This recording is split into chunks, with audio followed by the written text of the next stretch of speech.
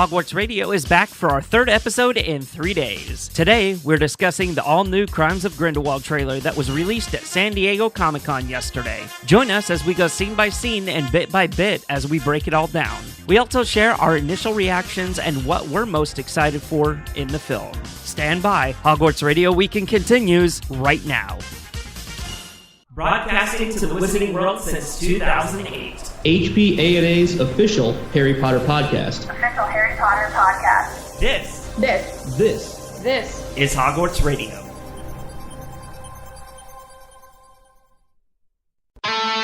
This is Hogwarts Radio, episode 205 for July 22nd, 2018. Hogwarts Radio is HPANA.com's podcast, discussing all things Harry Potter, Fantastic Beasts, and the rest of the Wizarding World. For the quickest up-to-date news on the franchise, make sure you check out HPANA.com. Hello everyone, and this is Hogwarts Radio, broadcasting to Harry Potter fans worldwide since 2008. I'm Terrence Pinkston. I'm Bailey Riddle. I'm Luke Hogan. And I'm Gretchen Rush. Our show can be found virtually anywhere online, such as iTunes, the Google Podcasts app, Spotify, iHeartRadio, Stitcher, and other places where podcasts are aggregated. It doesn't matter where or how you listen, just make sure to tap the subscribe button, and we guarantee you'll have a new episode each Sunday. We also invite you to visit hogwartsradio.com for on-demand episodes of the podcast. While you're there, you can browse the site to learn more about the show, the people behind the microphone, and how you can become a part of the team. Hogwarts Radio is also on Patreon. By pledging, you'll have instant access to many benefits, including exclusive merchandise, behind-the-scenes planning of the show, Hogshead Radio, and much more. Visit patreon.com/Hogwarts Radio to sign up today. Well, welcome everybody to Hogwarts Radio, episode 205. This is our special live streaming edition. We're live on YouTube right now to discuss the Crimes of Grindelwald trailer that dropped yesterday at San Diego Comic-Con. Woo! Yeah. I feel like we've been waiting for this forever. Yeah. Literally forever. Since the beginning, the dawn of time. Since I was born. Or since like March, but close enough. That's what I was going to say. Yeah, the last trailer dropped on, like March 17th, March 18th, something like that. Yeah. Or 13th. It's right been around a there. while.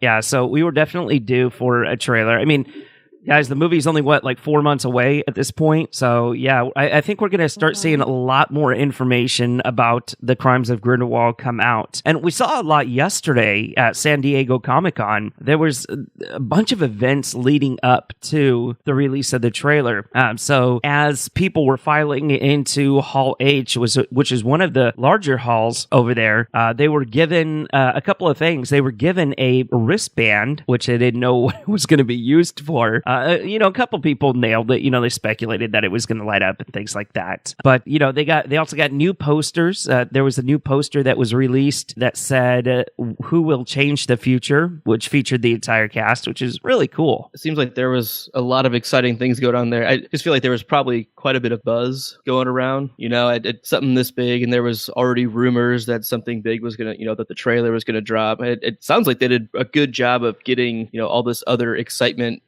swag stuff out there to the people who actually could see it live. So that's pretty cool. There was actually a swag bag, which I wanted to talk about just for a moment, that people got. And it featured the cast minus Grindelwald.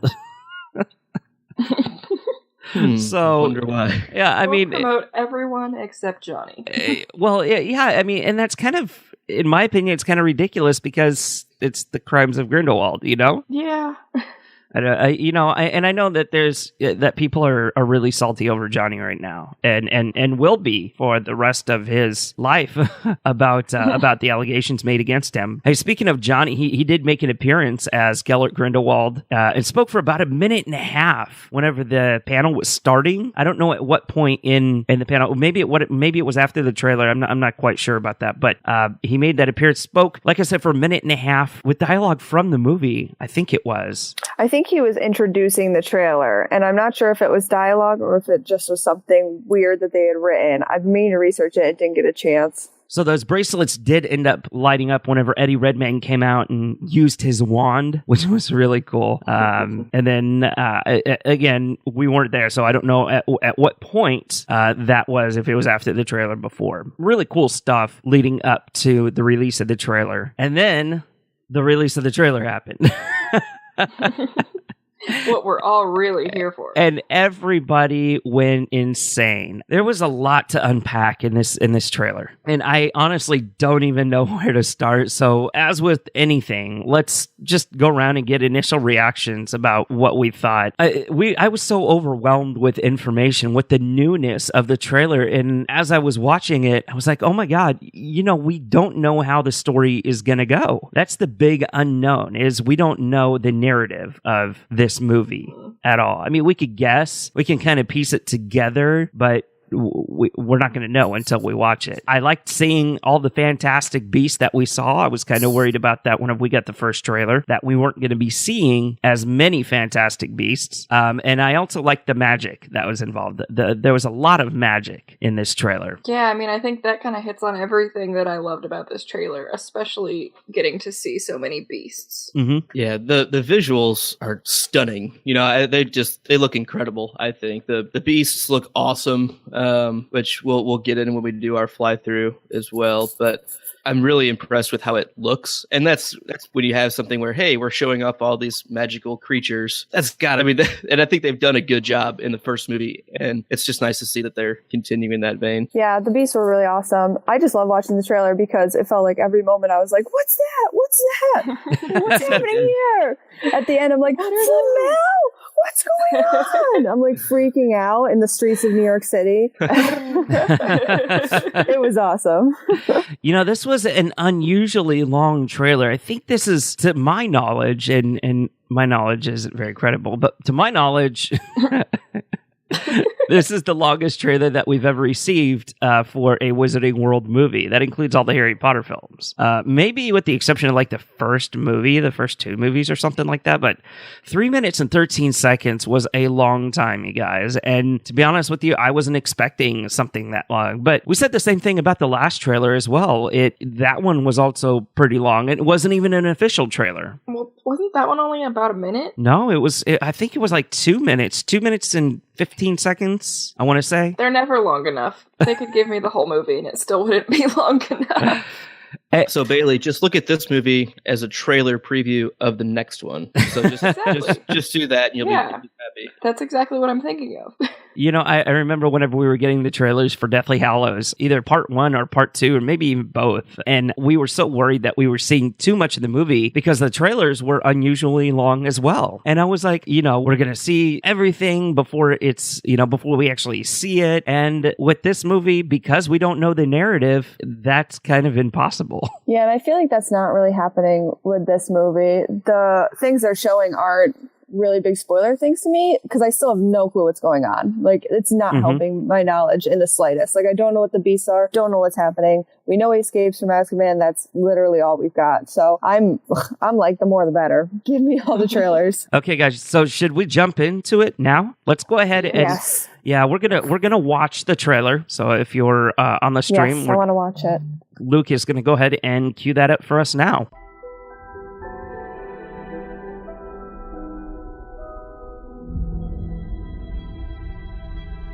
I'm scared, Professor Dumbledore.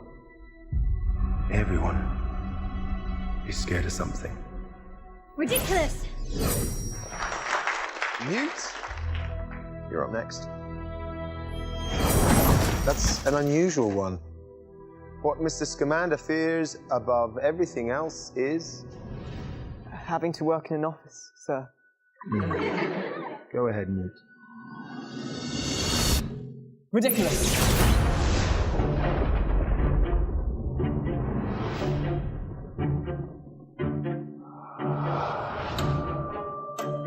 Magic bloomed only in rare souls. Still, we must skulk in shadows.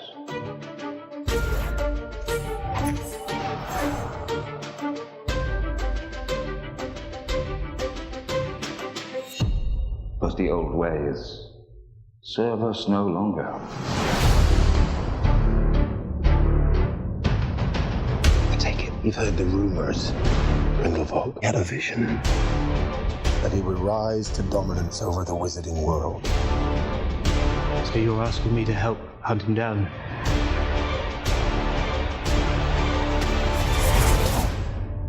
I can't move against Grindelwald. It has to be you. In your shoes, I'd probably refuse to. It's late. Good evening, Newt. Oh, come on.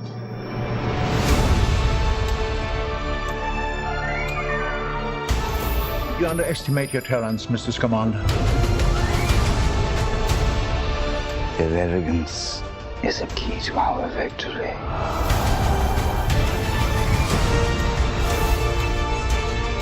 Muggles are not lesser.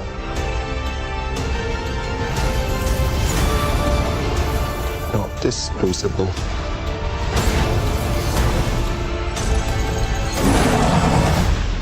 You're too good, Newt. You never met a monster you couldn't love. Credence!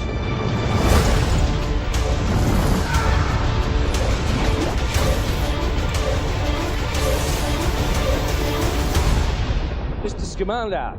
Do you think Dumbledore will mourn for you?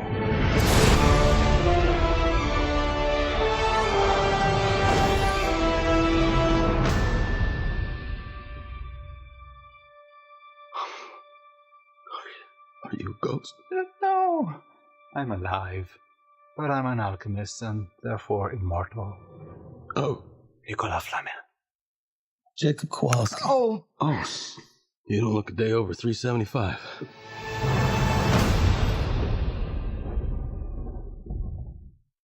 You know, like a day over 375. Oh my goodness, I needed that. That was like the cool drink of water. That was like the addition, the supplement to my coffee this morning. Okay, so guys, like I said, a lot to unpack in this trailer. So we're going to kind of break it down scene by scene here, shot by shot, and kind of discuss things and then move on if there's nothing else to say. You ready? Let's do it. You betcha. All right. Again, fingers crossed. This should work. Hey, look, it's a hill.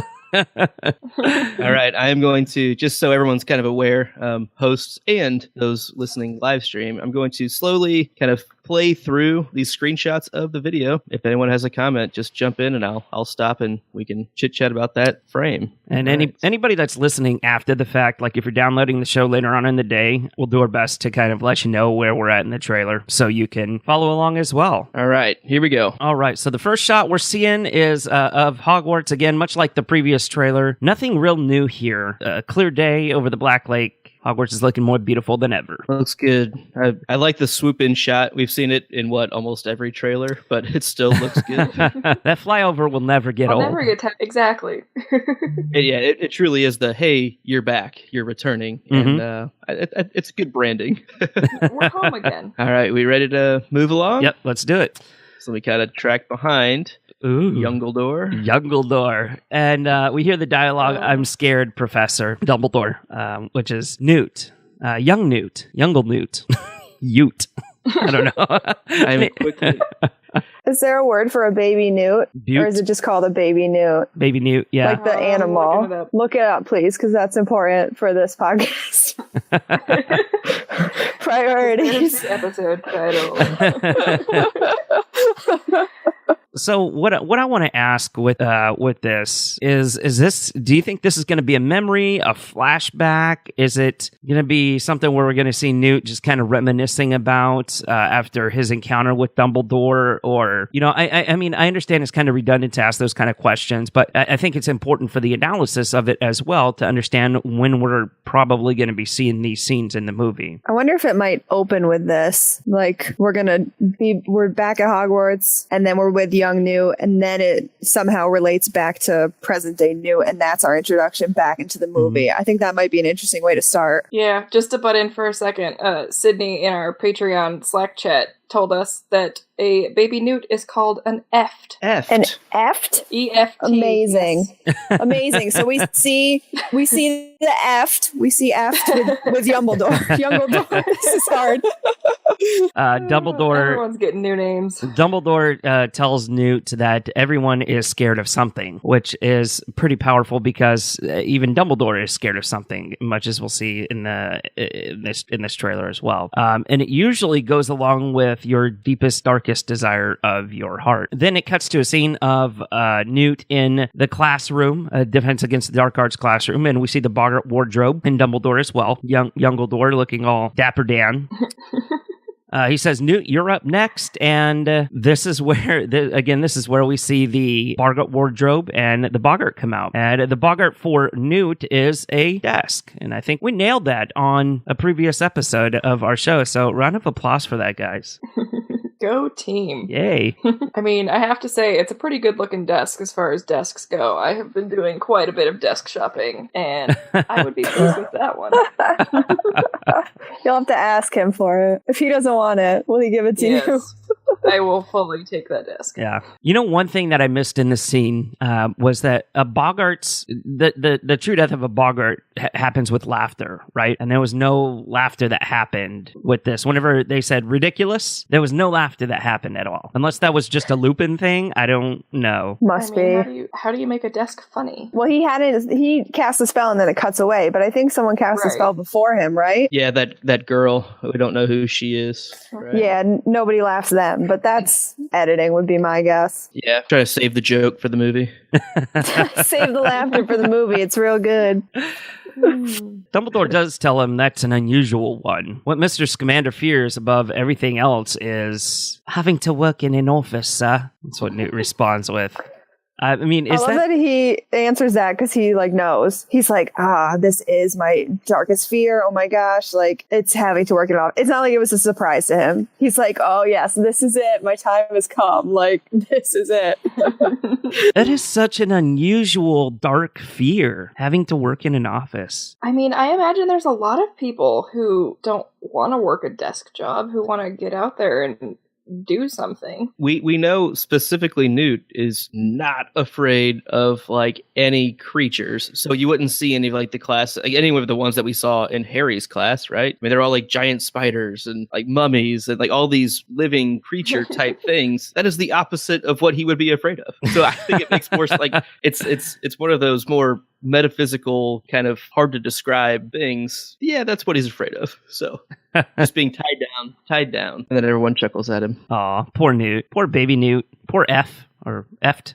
Poor F. Poor F. The WB logo opens up in the next shot, looking more beautiful than ever, and the Wizarding World logo as well opens up like a book, which was pretty cool. Yeah, I love the animation on that logo. It is much. I think this is the first time I actually thought of it as a book. It is pretty neat. Yeah. Yeah, I think they really wanted to sell it that, yes, this is a book.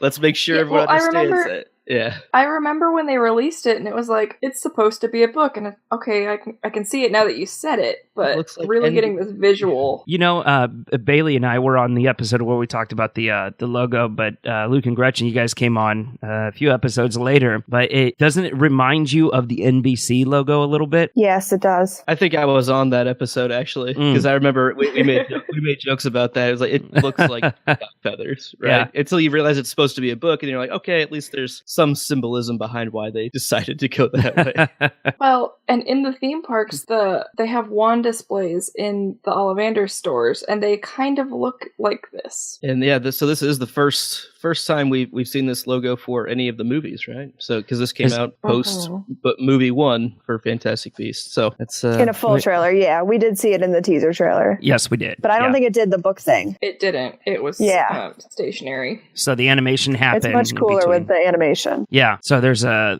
beautiful, beautiful shot of a moving statue. It's kind of like the one of those ones you see at a theme park where the people just stand there and, they're people take pictures with them or, something like that. It kind of reminded me of when you go, oh geez, I want to say it's the Venetian in Las Vegas and they have those character actors that are standing around like statues. Yes, exactly what I was thinking of. Yeah. And Tina's also in this shot as well, kind of sneaking around, snooping, doing what she does, keeping quiet, keeping a low profile. The dialogue in the background, magic blooms. And that is Johnny Depp, I believe. Only in Rare Souls is the next bit of dialogue. And it has, we see an entrance to the Wizarding Circus, which looks really cool. And this is something I've always wanted to try, is like being able to go into a bubble and fly up.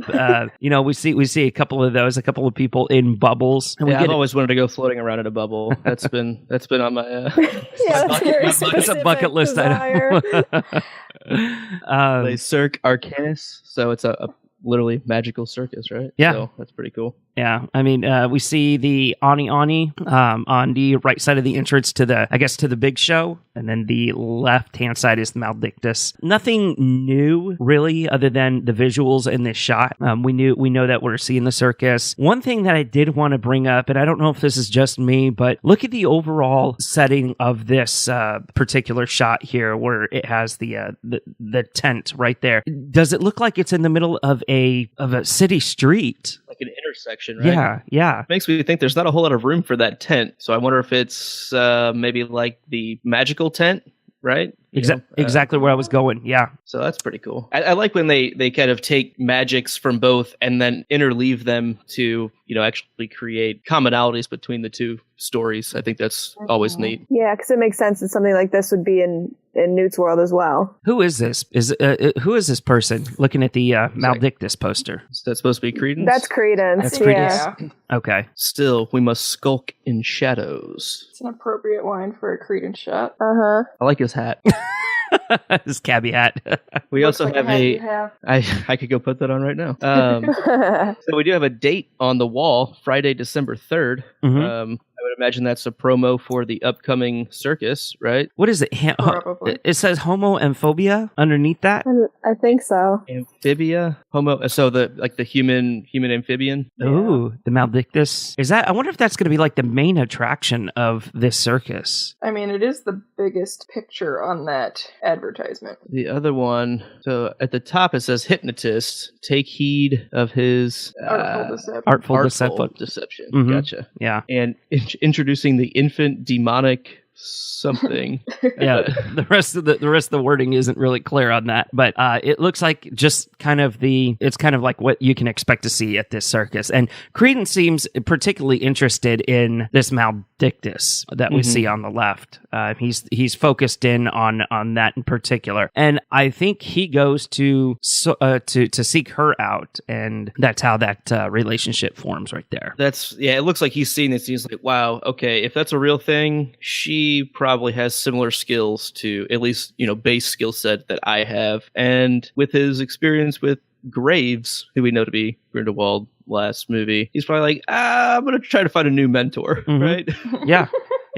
Pretty much. Some apparition happening in the next shot as well. And then we see a Deluminator, much as we saw in the first trailer. I mean, nothing really new in this particular scene. We're still not able to see who is using that, although we can assume that it is Dumbledore. Unless he lets Newt borrow it or something. Exactly. We see them moving Grindelwald, looks like, through the Makusa prison, right? Yeah. This is a creepy shot. This is a very scary shot, and it shows they're kept in cages. Essentially, these prisoners, as we can see in this particular shot. I'm just imagining like they're transporting the prisoner and he's floating along, and they're like, "Oh, whoops! I smacked your head on something. Sorry." It very much reminds me of when they take Snape out of the Shrieking Shack, and Sirius is just like letting his head loll around and nailing the bumping against the roof. Right. He's like, oh well. But yeah, I like how his hands are pulled back, like handcuffed. Like that they're truly trying to show that he is, in custody. He's not going anywhere. Which we know doesn't always hold up for this story where it ends up. Again, the postcard scene coming up next with Newt. It is pieced back together now. We know that he does piece it back together, and he's looking at it. And the front of the postcard is Paris. So we think that's probably from Lita Lestrange? Maybe it was from. Well, I mean, is it even Newt's postcard? That seems like a violation of privacy if it's not. Should have shredded it. I'd be disappointed in him. My guess is that it's something to do with Lita Lestrange, and he tore it up in the past for whatever their falling out was previously.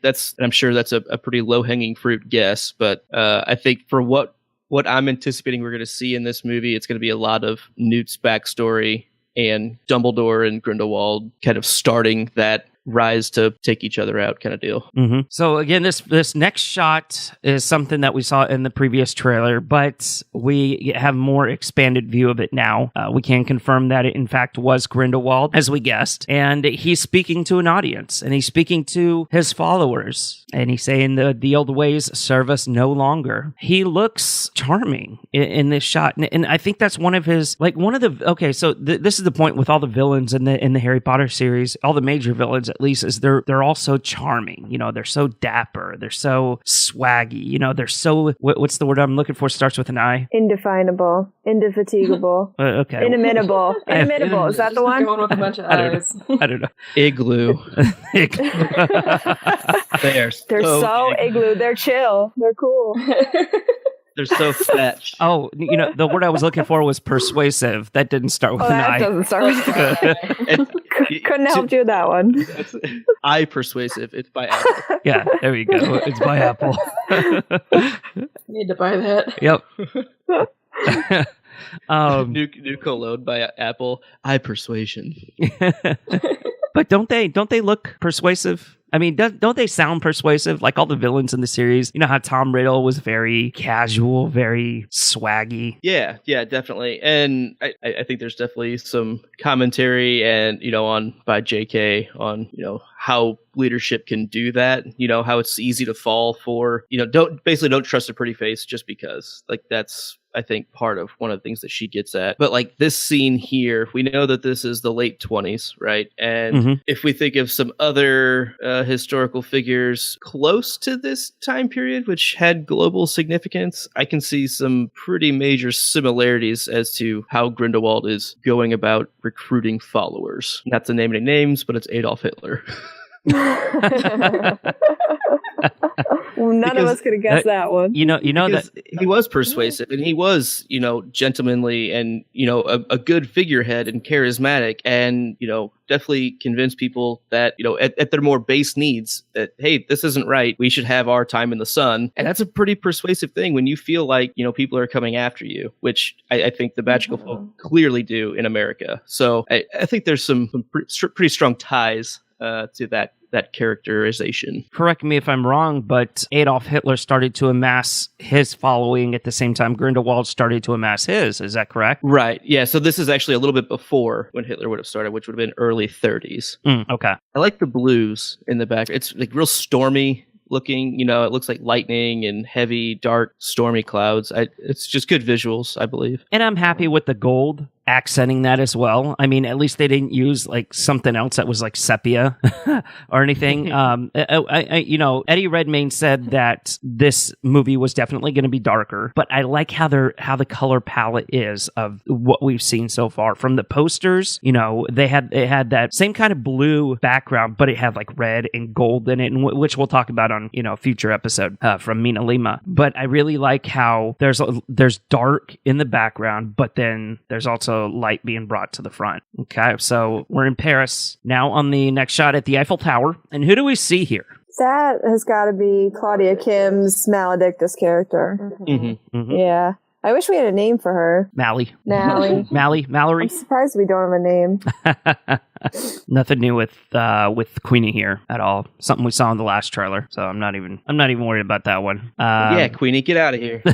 She's looking great as usual. She does look really. She does look great. Always. Yeah. Always the best. Love her so much. I want to raid her wardrobe. I feel like she's got some awesome clothes hiding in there. I like that shirt. I like that top. I like the coloration on it. Looks cool. You may love her, but you can't deny Queenie's got style. Okay, so is this we can assume this is after Credence has cast his, and we'll see that later on in the trailer as well, kind of out of context, but is this the Obscuri? Looks like it's becoming a more controlled obscurial. It's kind of it's really scary because it's covering the entire side of the building. Right. It's like pouring over the side there. Yeah. I did not get that was Credence at first, and I'm like, why is this cloak like falling on them? Like, it looks so fabricy. I had no idea what was happening here. But that makes a lot more sense. Yeah. Maybe because he's gaining more control over it, it's almost becoming like a more physical, tangible form of an Obscurial. Yeah, I dig it. So a quick flyover of the Obscurus of over Newton Tina and the streets of whatever city they're in at the time. And I have to say, this is one of my favorite shots of Grindelwald in the trailer. Whenever he has his hand extended out, he's looking up, and I'm assuming he's like summoning his wand like Thor's hammer or something like that. It looks pretty cool. What do we have on the next shot here? Yeah. Who knows? I can't tell. I wonder if they're transporting a creature or something. Like, because they're clearly carrying a large crate of some sort, right? Yeah. No idea what that's all about. Do we know any of these characters? I don't know. No, they don't look familiar. Yeah. Again, nice hat. I like the hat. And the jacket. I like that jacket, too. That's pretty sweet. Yeah. That fades out and goes to Matthew Broderick. No, it's not Matthew Broderick. I was going to say, is that Matthew Broderick? What? What trailer did you watch? Wrong movie, Luke. So they're speaking about rising to wizarding world dominance here as well. I don't remember who is actually saying. I don't know if it's Dumbledore speaking here. I think so. I don't remember. Then it looks like Maledictus and Credence kind of hitting it off a little bit. Is there a romantic relationship there? Do we think? Maybe one way. I'm down. In any kind of promotion that we see of this movie, they're always together and they're always so close. They do look very intimate in some of the promo photos. Maybe that might... I would imagine there's probably something, and again, maybe it's not from both sides, and I don't know. That's interesting. Maybe that's and this is kind of extending way out there, but maybe the intimacy between them is what destroys Credence. So, because it's the power of love, right? And if there's one thing that we know in this entire series is that love is the ultimate. It's the ultimate power. It's the ultimate, not necessarily weapon, but it's the greatest magic there is. Absolutely, yeah. Quick shot of Bo Battens and Nikolai Flamel. No, wait, that's not him. Sorry. No. That's some chick with 2 weird cats. No. Those are some strange looking. Those were crazy looking. Those are scary. Yeah. Those, you know what they remind me of like things you see in Egypt. I wonder if these are like Egyptian, like magical Egyptian minks or something. They almost look like, oh goodness, what are those hairless cats? Yeah. Hairless cats. I feel like there's a specific type of hairless cat they look like. Yeah, and in the background we hear the dialogue of Newt saying, "So you're asking me to help hunt him down?" He's talking to Dumbledore. Terrence, were you joking about Bobatons, or was that serious and I missed something? No. I misspoke. This is actually the Ministry of Magic, the French Ministry of Magic. Oh, okay, that makes sense because I thought it looked like Makuza, but different. So that makes sense. Yeah, this is the one where they have the magical creatures kind of up around that glass dome. You can kind of see it in the top of the screen there, right? Yeah, we saw that in the last trailer, more clear, and we did determine that it was something. It is something to deal with the Ministry of Magic in France. Maybe their Fantastic Beast Division or Magical Beast Division, something like that. Then it looks like we have Newt asking, "Hey, you want me to help hunt him down?" Then we see this handless glove pointing to a figure on a rooftop. A handless glove. Could that be Dumbledore under the invisibility cloak saying, "Hey, meet me up there"? Because the very next shot after that, Newt kind of apparates up there. I was thinking it was the demi-guys. Can't he be invisible? Ooh. Yes. That's true. I think this would be before Dumbledore gets the invisibility cloak? Because doesn't he borrow that from James? That's right. Yes. Yeah, he gets that from James, yeah. Sorry. So maybe the demiguise is pointing to the building saying Dumbledore wants to meet you up there. Yeah, okay, I can get on board with that. Nice job, Gretchen. Good call. Thank you. And there's Youngledore. And it is 7:30 in the afternoon, presumably, according to the clock. Could be the morning. Yeah, exactly. That could be morning. Looks a little stormy and morning-like. Smoggy. Yeah. Smoggy. Beautiful place. I like how they're showing the industrialization. That's what I was about to say. Yeah, it's the industrial age right now. So I wonder if we're going to go steampunk with this. We'll see what that turns into. There's Newt making eye contact from the ground, and hops up on top. Yeah, I love the architecture that they've scouted out for this. It's very, very interesting, and it's beautiful. And that's part of the Parisian charm. I think it's well selected. Here you go. This is one of the biggest images in the trailer, right? I freaked out, guys. I absolutely freaked. So we have a shot of the Mirror of Erised now, and Dumbledore standing in front of it. And we are finally able to see what Dumbledore sees. And everything that we ever thought about this was wrong. He doesn't see his family. He doesn't see Ariana unless she got a haircut and blonde hair and turned into mustache. Grindelwald. Yeah, and one blue eye. He sees Grindelwald, and this is a big revelation because how is this not explicitly gay? That's exactly what I said. And I have seen the justification like, maybe he wishes that they could be friends again, or he wants Grindelwald to be good because he's wrecking the world. And I'm like, yeah, but your friends are not the people that are your deepest, darkest desire. That's not how that works. Right. But okay. Yeah, so I definitely agree that this is pretty clearly, they're a thing. They at least Dumbledore loves Grindelwald, and again, the word explicitly gay, it's a tough word to hang your hat on, because that basically means they have to say it out loud and make it as plain as possible. Mm-hmm. It's just, I agree that the interview that all comes from, it's just not the best way to phrase it. Why did they even say anything? Like, I think he just made a huge mistake by saying anything at all about it. Like, especially if you're going to have a moment like this. Yeah, and then everyone has to defend it, and Jude Law has to defend it, and J.K. Rowling has to defend it, and that just seemed like such a mistake. I would have been so mad at him if I was J.K. Rowling. Yeah, bad PR for sure. Yeah, dude, don't say that. So the other caveat to this, I don't know if this would hold true for when Dumbledore looks into the mirror later on, when Harry knows him. This is clearly still pretty young Dumbledore. The wounds are still fresh, from whenever Grindelwald left. And I feel like over time, it maybe was, after the fight with Grindelwald, I feel like over time, he maybe had closure on that. And so I feel like whenever Harry talks to Dumbledore, it's not necessarily that he would still see Grindelwald in the mirror at that point.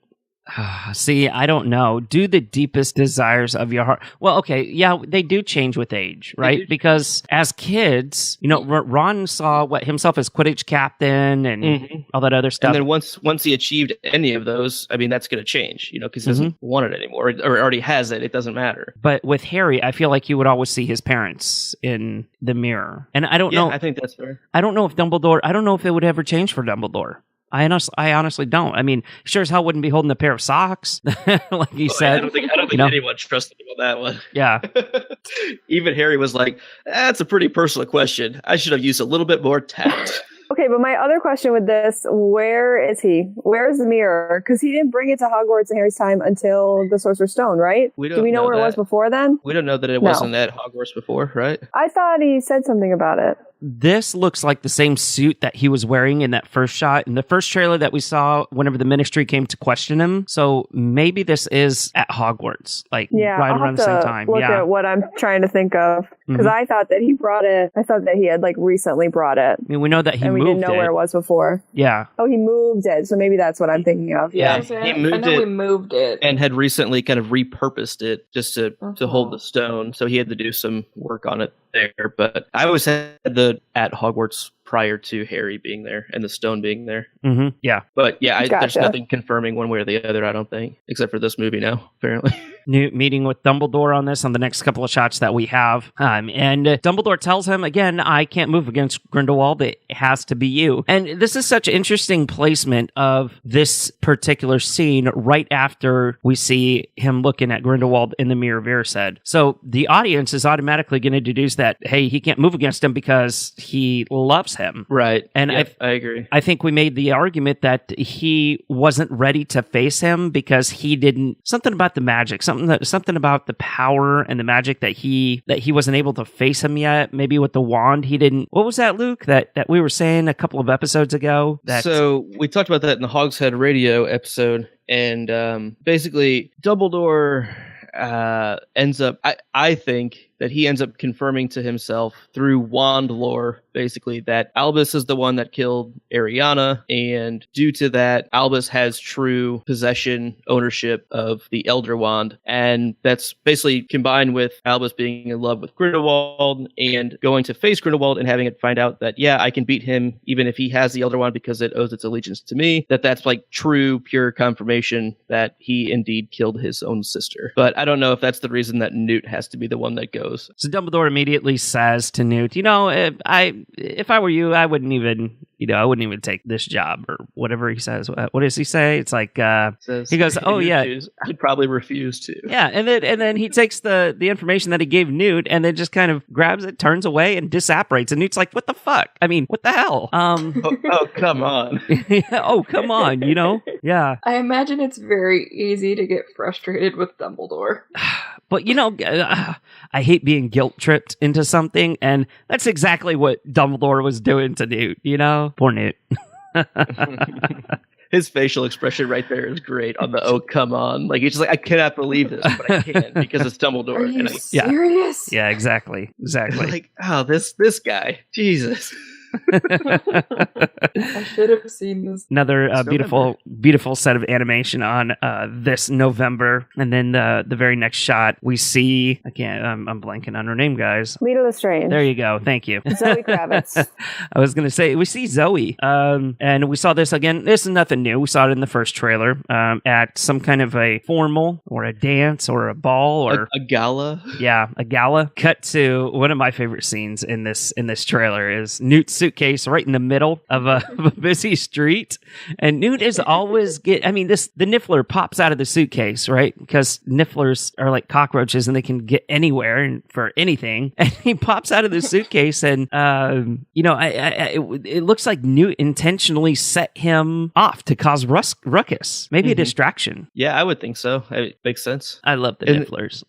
This screenshot here, you can't quite see it, but I want to know what that sign in the background is. It's blurry in the image. Yeah, Dumbledore saying you underestimate your talents, Mr. Scamander. As it cuts to a scene of the Kelpie. Again, we saw that in last trailer. And this particular scene here is, I'm assuming, the Slytherin common room from what we've seen in Chamber of Secrets when Harry goes in, and assuming that they're keeping kind of the same set for that. Because we saw the Black Lake right outside of those windows, it looks like. But who is that? That looks like Queenie, right? I think that's Queenie. Yeah, I didn't get a Slytherin common room feel from this. Oh, what kind of feel did you get? It seems more industrial, like somewhere underground, like with the way the columns are. I don't know. I'm not too sure, but I agree that it looks more like Queenie to me, and that would be hard to figure out why she would be deep within Hogwarts dungeons. That's true. Yeah, now that you mentioned something, I do see it as more industrial. I mean, we have a broom in the corner, we have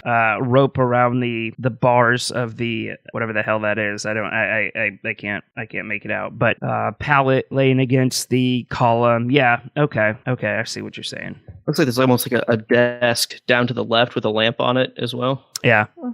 Like this is someone's sewer office. I don't know. Sewer office. Nice. Lair. Maybe Splinter's in there. You never know. That's seriously Newt Boggart. the underground office. Oh no. Every time I see a desk now, I'm going to be like, oh my God, it's Newt Boggart. It's F's Boggart. Go to work. Yeah. Seriously. There's definitely a creature in the water, right? Is that supposed to be the Kelpie? I'm assuming it is. Yeah, coming out. Yeah, the fate of one seems to be the tagline of this particular trailer. Maybe and I'm assuming they mean Grindelwald with that. What do we think? I mean, the fate of one makes me think of like finality. You know, like, hey, you're running to an end. I don't think Grindelwald's meaning his end here. I would think, if anybody, it's going to be Credence. Unfortunately, that's just what I read it as. Yeah, we get the next couple of shots here. We get a really nice view, really close up view of Johnny Depp as Grindelwald, and you can actually see the difference in his eyes in this one blue and one brown, and he looks put together, really put together in this. You know, he doesn't look like he spent the last 6 or 8 months inside of a jail cell. So he got out, got himself a haircut, got faded a little bit, got a trim. Got some new clothes, it looks like. You went and saw a good barber. Grindelwald's got style. Everyone in the 20s had style. Yeah, it was a different age. Their arrogance is a key to our victory, he says. I don't know what this this thing could be. There's a bunch of little doorways. It looks like it could be like a graveyard of sorts. Okay, yeah. Like above ground mausoleum style. Yeah. That's right, yeah. This to me looks like a massing of followers for Grindelwald, maybe, because he's talking about like his, one of his big taglines, I think, is, trying to convince his persuasive lines, I should say, that, we're going to take him out because of their arrogance, which is pretty convincing. What is it with J.K. Rowling and the meeting of followers in a graveyard? That's what I was just going to say. I don't quite understand the reasoning behind that. Like, what kind of symbolism does the graveyard represent? Or maybe she just thinks that that's where they're least likely to be found out because people aren't going to go hang out in a graveyard just to have a conversation. I mean, it's weak, but sure. I mean, that's like saying that, we can go and host a podcast inside of a Walmart because nobody expects us to podcast there. I don't know. That was a far reach. Yeah, I mean, yours was weaker. Yeah, mine was. Sorry, my coffee's running out, you guys. There's a lot of people walking through. We can get some bystander audience. Get some man on the street interviews. Some of the ambience. Could have done Target yesterday, right? With their Harry Potter Back to Hogwarts Day. Yeah. With their week Back to Hogwarts Day. Yeah. Not well televised. Well, yeah, we'll discuss that on our next episode. All the issues with that. Next is, again, nothing new that we've seen is we saw it in last trailer. Credence is releasing the Obscurus. Learning to control it. Yes. And it looks like he's able to project it out, right? Because before, it engulfed him, and he was a part of it, right? So now he's creating separation from it. And that's really scary that he's able to do this. That he's learning how to control it even more because, guys, at this point in the movie, and I'm sure this will change, but I'm more scared of Credence than I am of Grindelwald. He's definitely the more in-your-face terror. Because as far as we know, Grindelwald's just amassing followers, which is scary in its own way. But this is the more pressing matter, unfortunately. And I always thought he was learning to control it, to not like die, so not he to could weaponize control it. Right. Okay.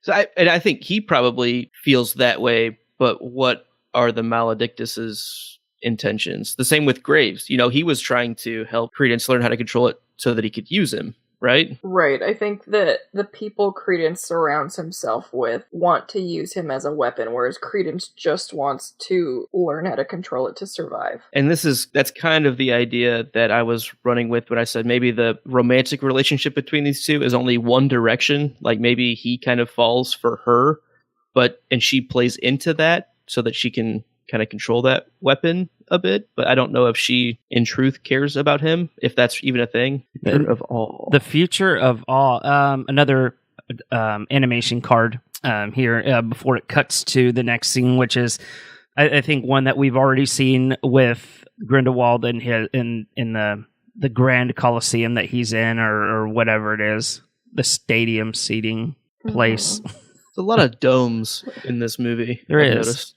Well, the architecture of Europe, I mean, stems from the Romans, right? A lot of the inspiration for the architecture there.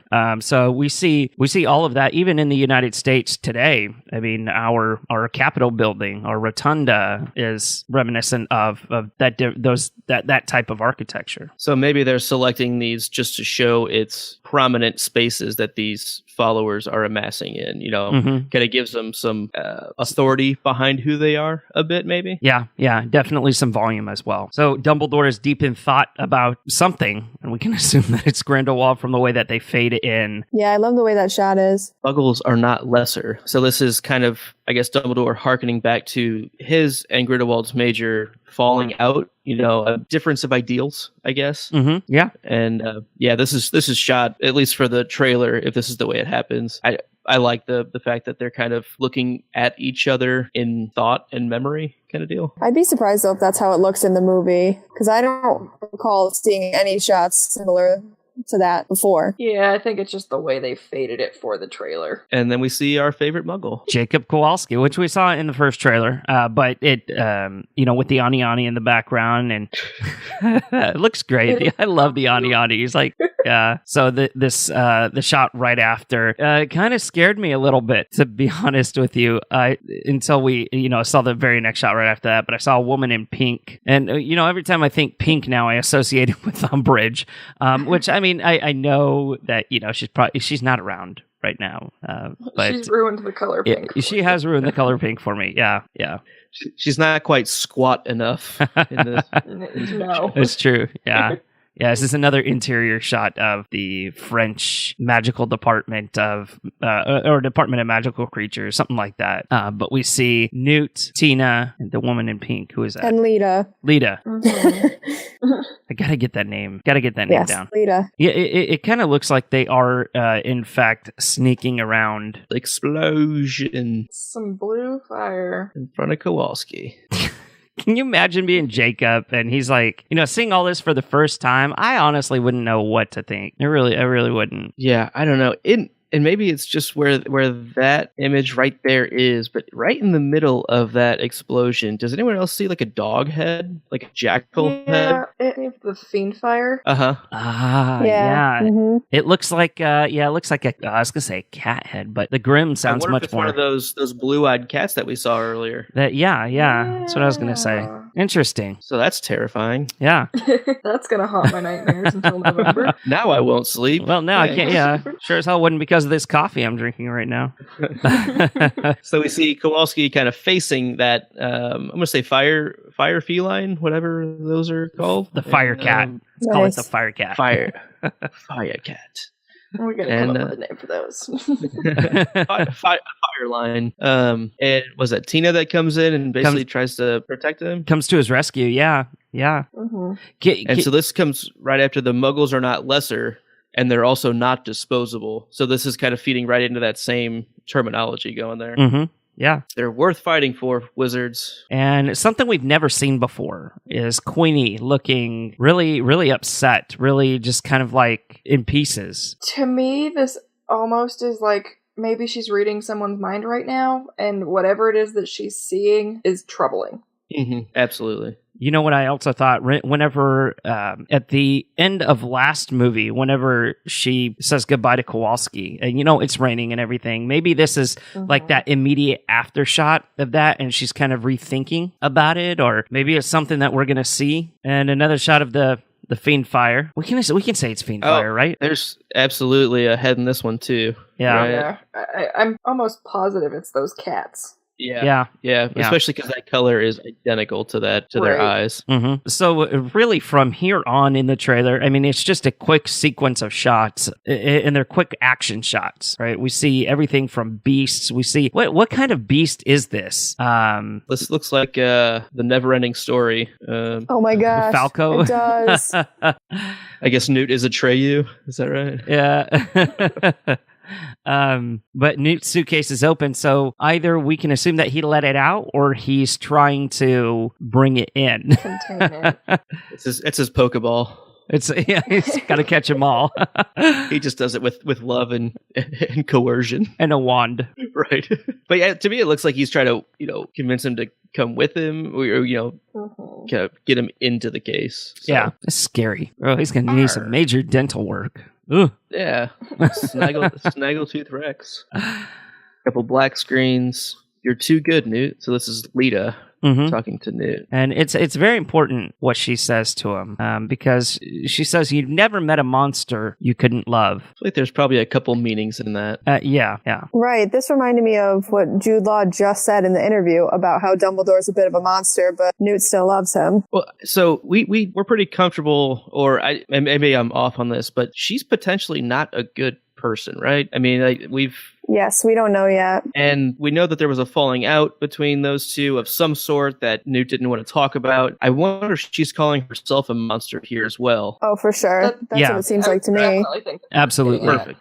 Good. I'm not so far off base with that then. Good. No. But it just also reminds me of the Dumbledore thing, so I feel like it's applicable to a lot of characters. That's kind of the way Newt operates. No matter the bad in people, he can see the good. And all of the beasts as well. I mean, it's very Hagrid-esque. Yeah. So a couple of things. Is she trying to appeal to him here, saying, "Hey, you've never met a monster you couldn't love, and I'm a monster." And also, is there any kind of romantic feelings right now with this? I mean, I know that's a far stretch, but that's it. To me, that's kind of what I'm thinking. She's calling herself a monster, and then she's kind of trying to appeal to him by saying, "You've never met a monster you couldn't love, so you want to love me?" Or yeah, exactly. I don't know. I mean, as far as we know, she's still engaged to his brother, so that'd be pretty awkward. Yeah, Theseus, right? Yeah. And to me, I wonder if it's more of like a warning, like, hey, be careful because I know you tend to fall for the wrong things. In her mind, be careful because she does care about him, at least as a friend and, potentially a brother-in-law. And I think it's her looking out for him to just be careful. Mm-hmm. Yeah. This next series of shots is pretty cool. We have an official here, a guy in a suit, bowler hat, so those are popular, and Credence kind of destroying this building that he's in, or the side of this building, which is really neat. And it's one of the reasons why I'm so scared of Credence. It doesn't look like he has a wand or anything. He's doing kind of this wandless magic. So I wonder if they're tracking him down. Like this official, whoever he is, has found Credence, and I don't know if Credence is maybe slightly loses control right here, or if he's more showing off what he can do, kind of thing, to threaten, to like self-preservation. Yeah, I'm interested to see what the context is for this scene and who this guy is. Then we have the scene of the flying carriage with the Thestrals, and we see more of an extended view this time. This is Grindelwald's escape, and we know that because Lego actually spoiled it for us. But Thanks, Lego. this is a very cool shot. This is a very cool series of shots because we finally see the magic that Grindelwald is performing, and he has a wand. And I mean, I'm not going to nitpick here or zoom in, but it might be the Elder Wand. I don't know. Never mind. But we really see him take control of this carriage and use this magic at the same time he's driving this carriage. Very dramatic scene. It is definitely the Elder Wand. Look at that picture.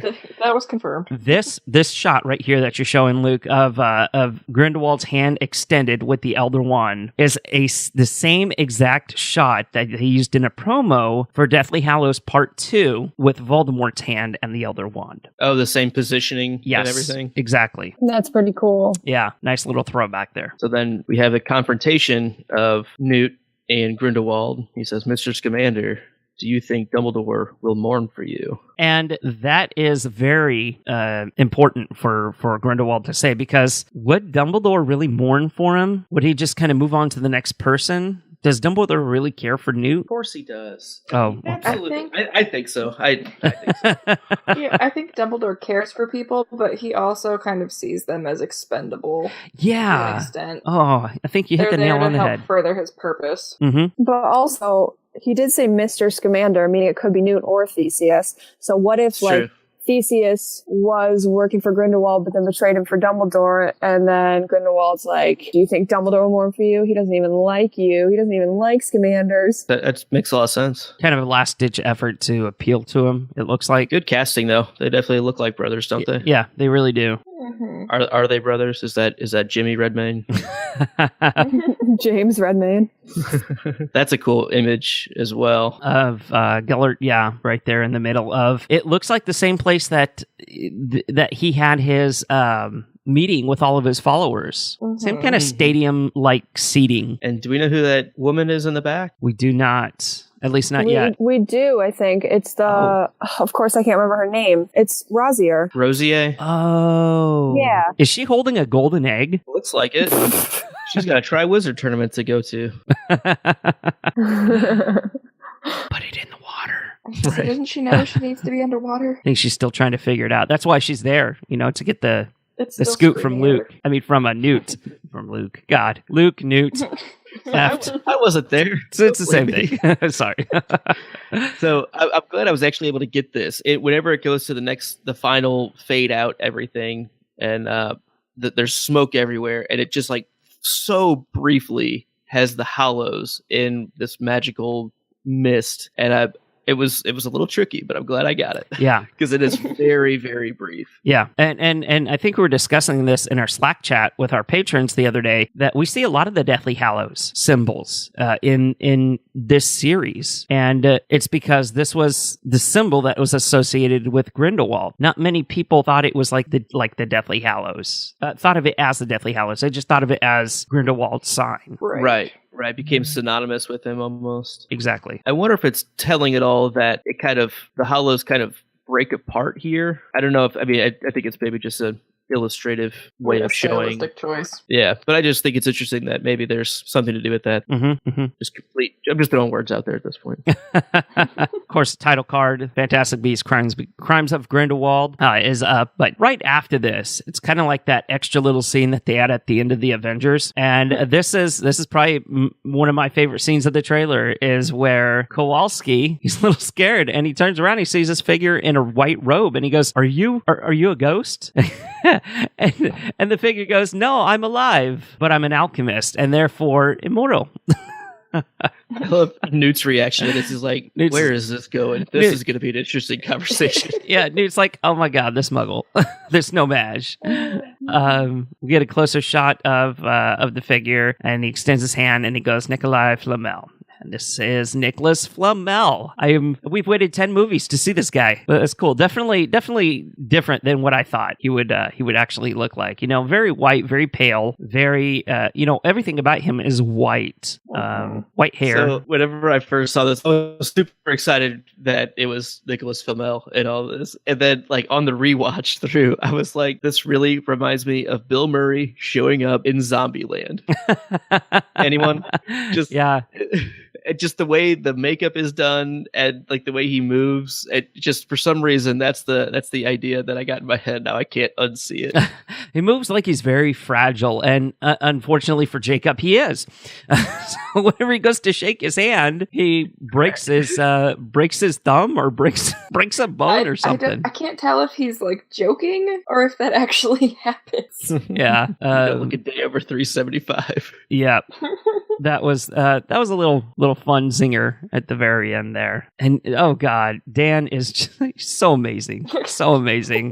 I'm looking forward to watching this movie just for him. But then it closes 11/16/2018. And that is it. That's the trailer, you guys. And I think we've gone through that pretty thoroughly. Of course, in the future episodes of Hogwarts Radio over the next month or so, we've got a busy month planned. We already have our next episode lined up and planned out. And then right immediately after that, we have our 10-year anniversary episode. So there's a lot of stuff going on, a lot of things happening within Hogwarts Radio, within the Wizarding World, it looks like. And I'm sure we're going to start getting more images. We're going to start getting more trailers, more teaser spots, and we'll be sure to talk about that on future episodes. So overall thoughts of the trailer? Love it. Lots of really exciting information, really cool stuff that we have never seen before. I think it's going to be a real good movie. Yeah, I am happy that it was as long as it was. Just, I feel like we got so much information in this trailer, and I think there's a lot to think about. It's definitely a lot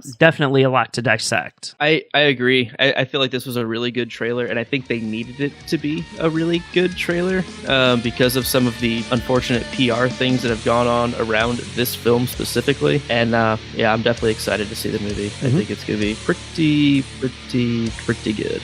Okay, guys. Well, that does it for our episode 205, our Crimes of Grindelwald trailer discussion. If you have a comment about anything we've mentioned on the show, please send it to staff@hogwartsradio.com or find us all over social media, Twitter, Facebook, Instagram, Snapchat, all that good stuff. And to our patrons listening right now, thank you so much. Don't forget to, if you want to become a patron, help support the show, get a lot of cool stuff behind the scenes, go to patreon.com/HogwartsRadio and sign up today. We have first years all the way through 5th years available on different tiers and different benefits that you can receive on each tier. Well, thank you so much, everybody, for tuning in. If you're watching on our live stream and have stuck with us, thank you so much. And that does it. I'm Terrence Pinkston. I'm Bailey Riddle. I'm Luke Hogan. And I'm Gretchen Rush. And that does it. We'll see everybody for episode 206. Bye-bye.